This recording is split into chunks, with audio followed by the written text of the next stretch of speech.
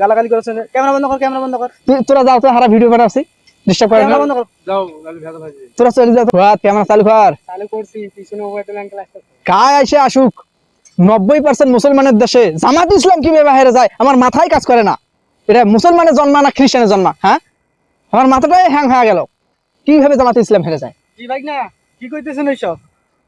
এটা মুসলমানের দেশ না খ্রিস্টানদের দেশ? অবশ্যই মুসলমানের দেশ। তাহলে কিভাবে 90% মুসলমান থাকাকালীন জামাত ইসলাম হেরে যায়? ওটা ওর ভাগ্যের দোষ, হারিয়ে গেছে। তো তাই দিকে তোরা ওইরকম খারাপ ভাষা গালাগালি করবেন মুসলমানও? তোরাও তো মুসলমানের জন্ম হয় ধানের শীষক ভোট দিয়ে দাড়ি পেলা খাড়া দেন। কি কইছে হারা দাড়ি বললা খারাছি? তোরা মুসলমানের জন্ম না খ্রিস্টানের জন্ম? আরে অবশ্যই মুসলমানের জন্ম। তাহলে তোমাকে যে গাছ নাম আছে কেন?